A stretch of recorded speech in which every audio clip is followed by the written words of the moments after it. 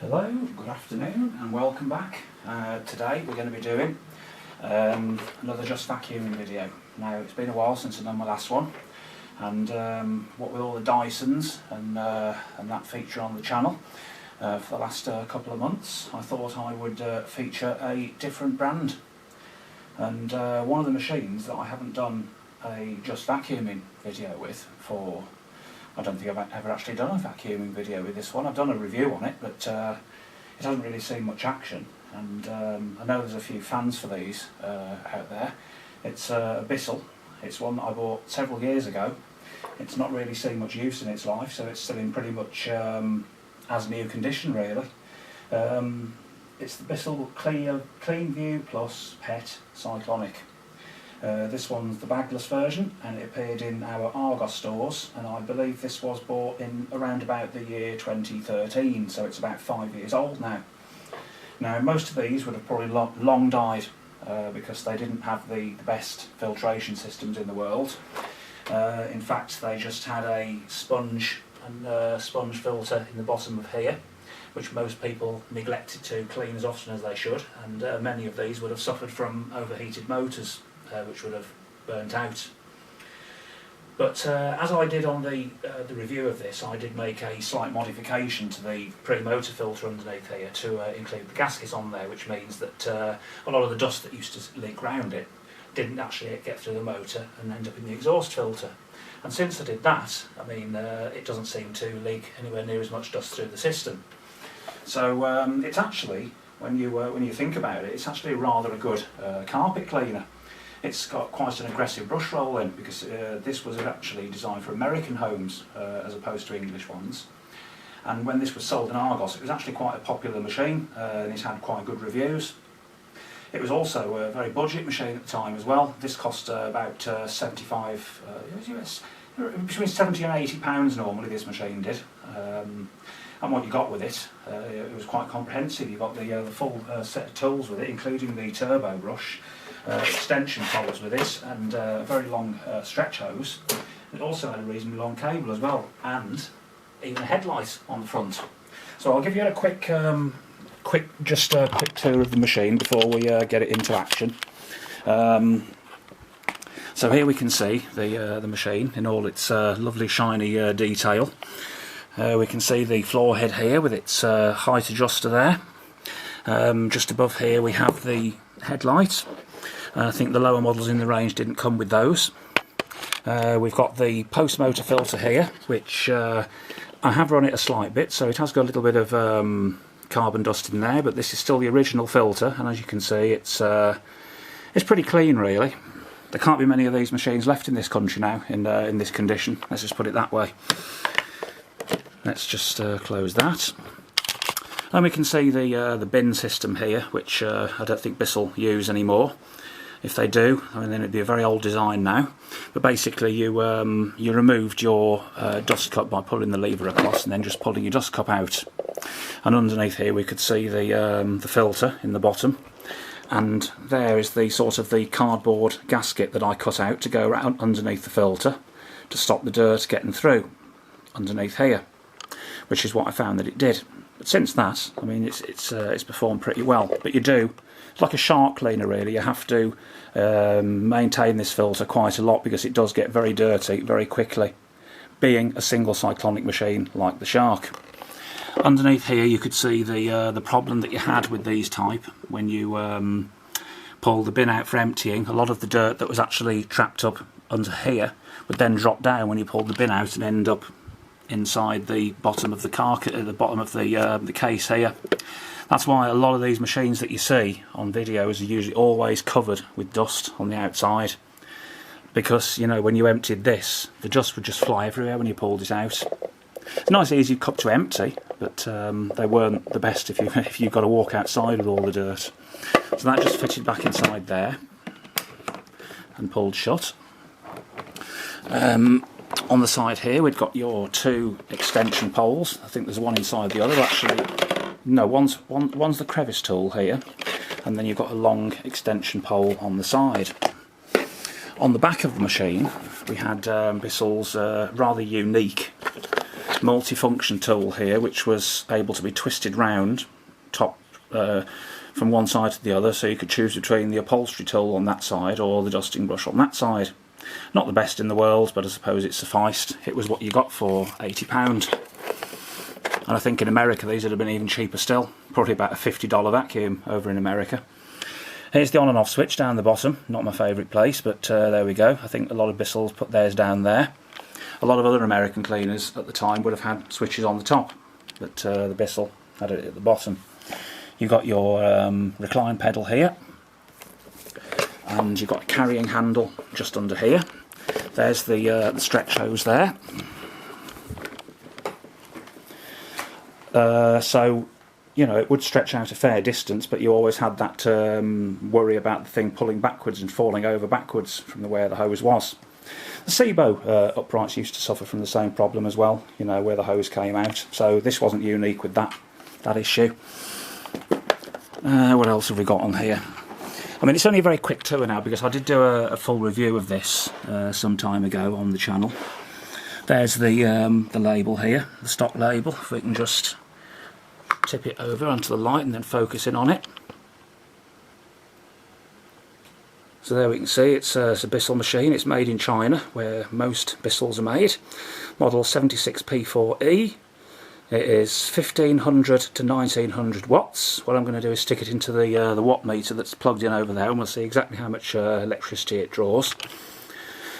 There's nothing much more on that label. I don't know why they seem to give their model numbers such difficult numbers to remember. Now I'm assuming that that number there, the 13 at the beginning of it, may well be the year of manufacture, because I remember I did buy this in 2013. So yes, it is going to be 5 years old now. And then we've got, you know, it's a very, very rigid, very, very sturdy design this machine is on the top. Whereas on the Dysons, the handle was very flexible. You could flex it from side to side. With this one, it is very, very solid. Not at all flimsy, this. So that is actually a good point in its favour. They're pretty rugged, I would say, really, for the money. But anyway, let's get it plugged in, and we will give it a go round.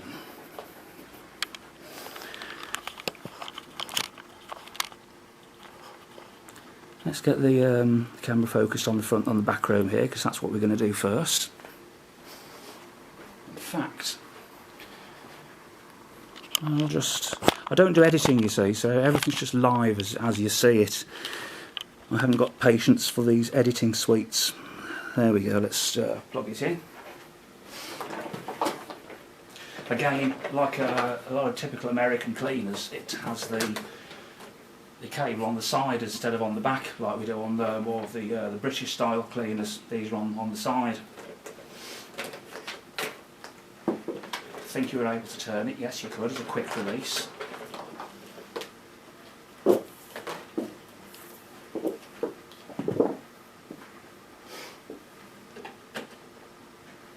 Okay, I'll hook the hose back up.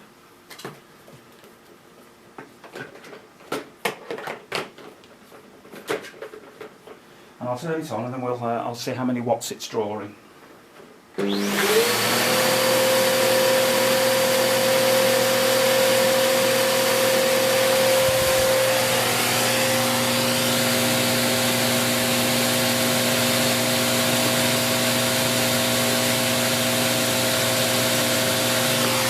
So that's about 1600 watts then from that motor.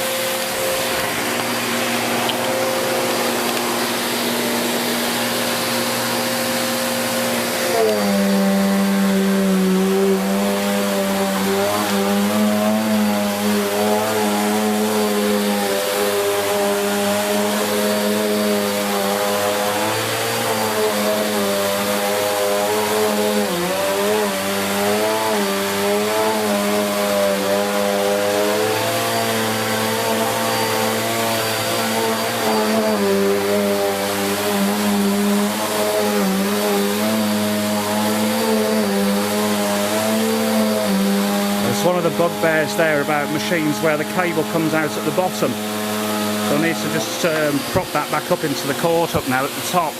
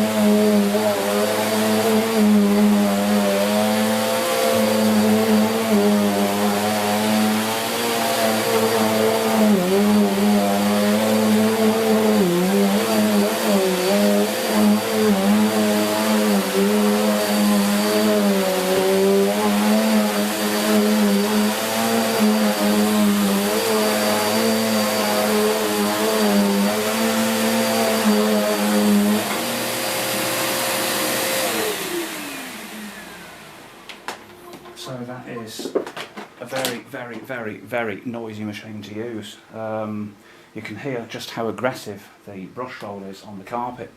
After using the cordless for a while, and also the Dyson light ball, you can appreciate then just how quiet they are compared to a machine like that. I mean, that really was hard to push across the carpet in this direction. That's why I had to move everything round so I could push it with the nap in that direction. You know, it really does cling down to the carpet with that power it's got. But by the same token, it does pick up quite a lot of fine dust there, and you can see it inside there, and the pet hair as well. So, you know, it is fetching a lot of deep down dirt in the carpet that's been obviously missed by using the cordless for so much, which goes to show that you do need to use a mains powered machine once in a while as well, with a good suction power on it. And this has got such an aggressive brush roll. I mean, you can see it there in the bin, the results speak for themselves. That's after using the Dyson handheld with very little use of mains powered. And you can see that the accumulation deep down in the pile actually starts to build up down there, which the cordless can't get out. So you've got to bear in mind with a cordless machine that it's alright for like a day-to-day use, but you still need to have that going round on a carpet with a really powerful machine to get that deep down dust out. Hey, I'm quite amazed actually of how much that's picked up in there. So what I'm going to just coil it back up now. I'm going to take it upstairs to the bedroom because that's only been cleaned using a cordless for the last month. So we'll see what it gets out of the bedroom as well. So we'll just coil that up now. I think the neighbours would have known about me doing the vacuuming with this. It really is so aggressive, that brush roll. Let's just wrap the cable round because I'm going to take it upstairs, and you can see how much more inconvenient having the cablers on the side, but they do still have their advantages. Okay. So now we're going to carry it upstairs. It's not particularly heavy to carry, but you still know you're carrying a mains powered machine around.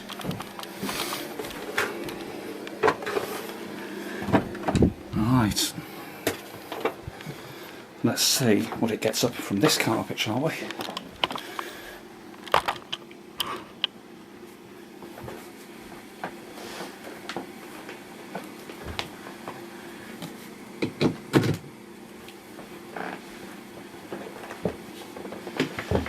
I don't think I'll need to uncoil all the cable off the side, will I, just for this bedroom? Well, hopefully not.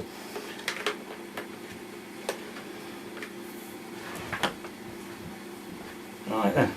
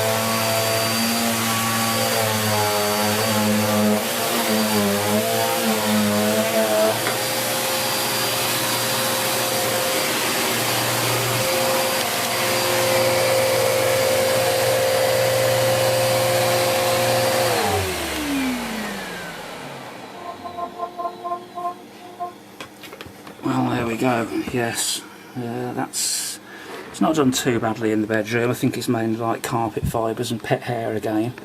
But yeah, quite impressed with that. Not so impressed with the fact it was so hard to push over that carpet there. It was really digging in. These can be, I think it might be set a little bit too low to be honest, but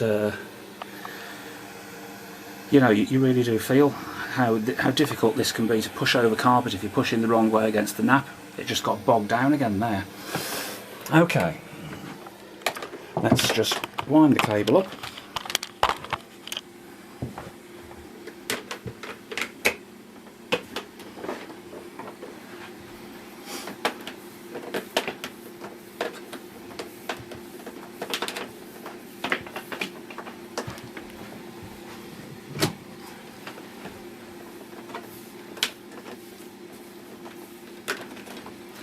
And we'll take it back downstairs.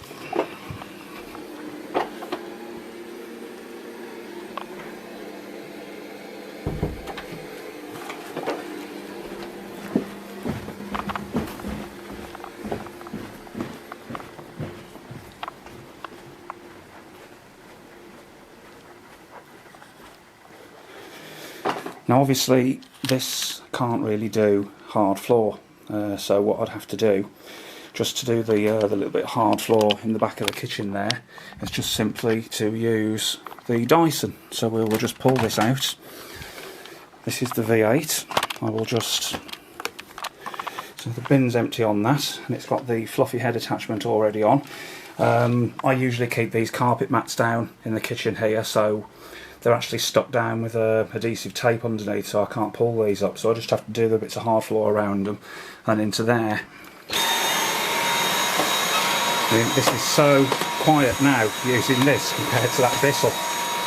Quite incredible really.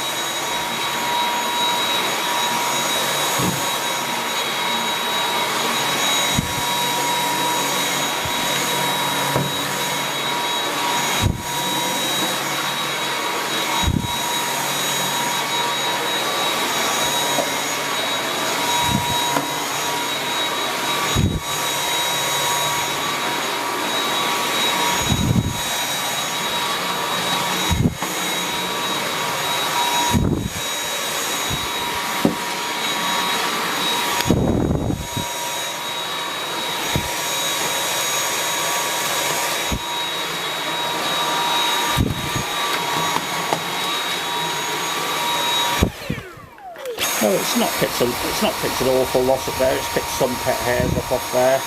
I mean, these handhelds are absolutely wonderful for hard floors.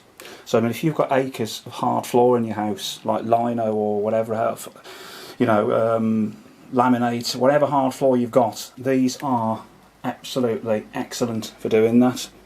And I would say that if you've only got a mostly hard floor, you would be able to get away with one of these as your only cleaner. But I think that if you've got a lot of carpet in the house, that whilst using one of these with that head on will be alright for, you know, the average day-to-day quick clean-ups.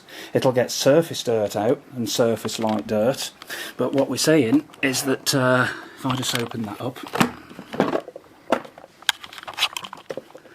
and then we look into there. Now I'm going to tip this out onto the carpet.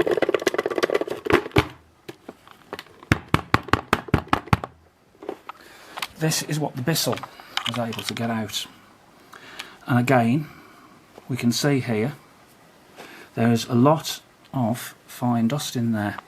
It's carpet fibres, like I say, which most cleaners will get up, but it's the level there of fine dust. And that just goes to show. Let's just take the filter cup off as well. And we can see there, you know, that the filter isn't that much more dirty than it was before. It does accumulate dirt very, very quickly in these Bissells here, but there you can see, really, I mean, the amount of fine dust in that cup. It's up to, you know, people to form their own opinions, really, about whether they would want to use a Dyson cordless as their only vacuum for doing lots of carpet. Even this is only moderately short cut pile carpet. So if you're going to use a Dyson cordless on longer pile, then really you need to supplement it maybe once a week with a full-size, powerful mains vacuum. Okay, now this isn't the best vacuum on the market, not by far, but I know it can quite well deep clean. That's why one of the reasons why I got this down today. It is an American cleaner and it's a really aggressive deep cleaner. Alright, so I hope you enjoyed that little go around there with the Bissell and showing what it picked up out the carpets. I've not been cheating in any way, not been cheating at all, but it just goes to show what I was saying about Dyson battery vacs. They're great as an only vac if you've got mainly hard floors, but not if you've got carpets. So I'll see you again on the next video.